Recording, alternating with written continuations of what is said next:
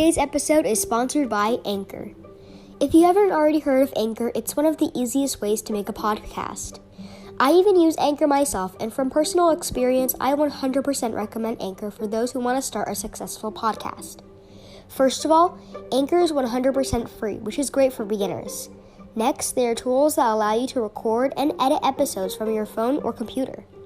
Anchor will distribute your own podcast so it can be heard everywhere: Spotify, Apple Podcasts, and anywhere else you listen to your podcast at. The best part is, using Anchor can even make you some money. No minimum listenership.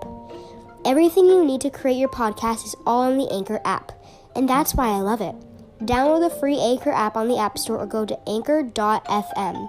Again, to download the Anchor app, go to the App Store or anchor.fm to get started. Thank you so much, Anchor, for sponsoring this episode of Readability.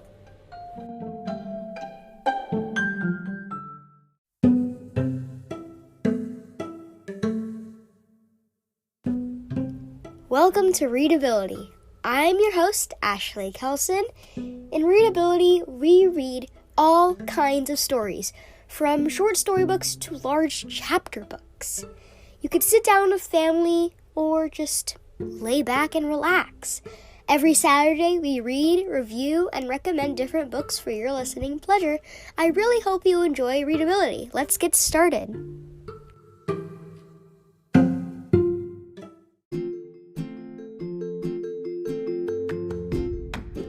All right, let's get on to our Readability kickoff session.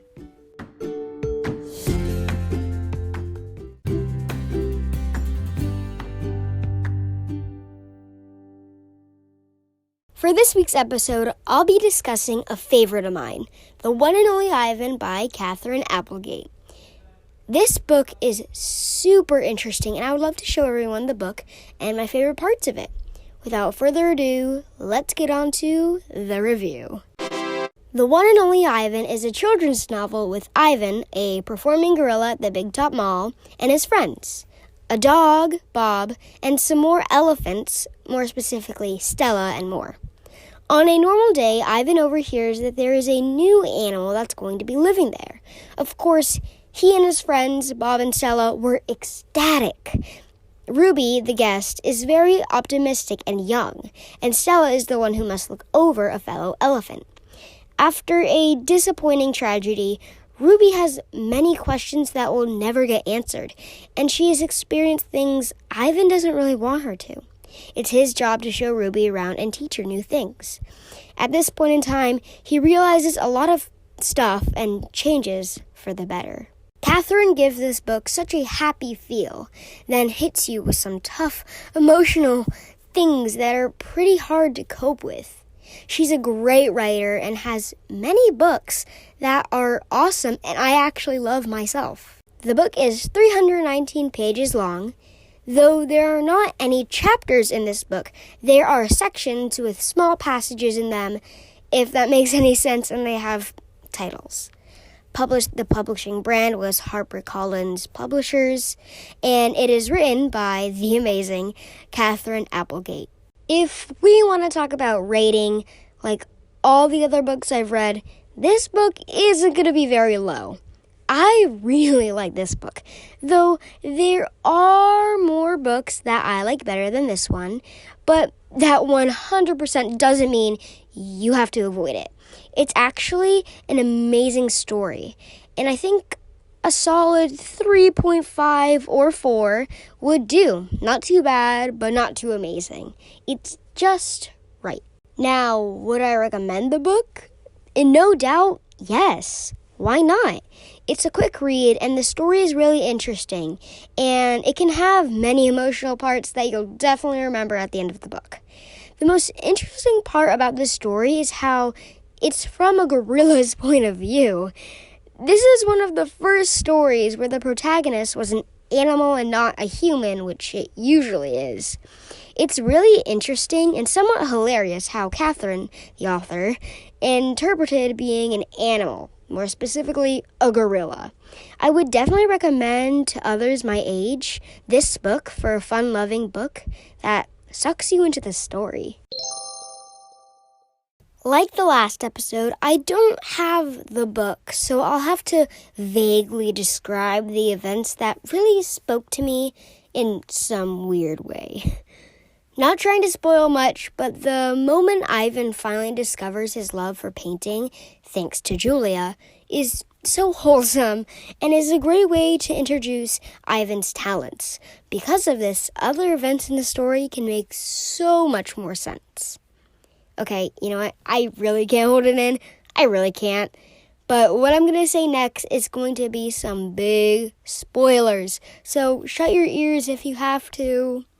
So I think Ruby understanding the reality of Stella's death is super important. I can tell Ruby in general is somewhat clueless and, to add on, curious as well. And I think as a whole, Stella's death brought in a whole layer of sadness knowing the connections the characters had. For example, Stella and Ivan were really close friends. And because Stella died, it also brought Ivan down as well. This is going to be an interesting one. Ivan, the gorilla, is just so happy and funny at the same exact time. He's so kind and generous to everyone around him, and as most animals, is always confused about life as a human. So is Ruby. Even though we don't receive her perspective of life, we can infer that she's just a cute elephant and very wholesome and curious about life. Now, if you read the book, this character, let me just say, you're going to have mixed feelings about. I'm talking about Mac, the owner of the Big Top Mall. Yes, it's true. He does care about Ivan and some of the animals in the mall.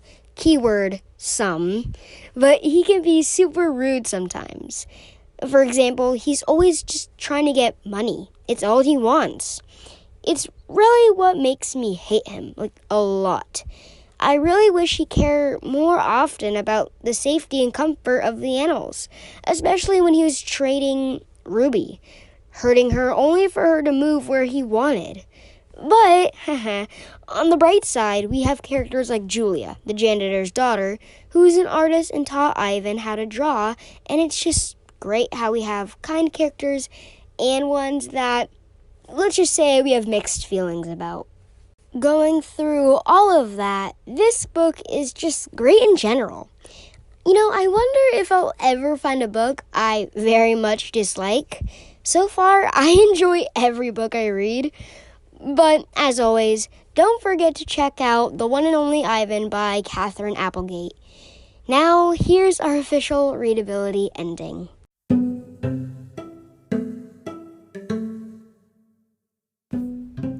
Thank you for joining me, your host, Ashley Kelson, on Readability. It has been a really great time, and I hope you join me again next week. Remember, every Saturday we either read, review, or recommend a book for your listening pleasure. I hope you enjoyed today's episode. Keep reading, folks. Bye!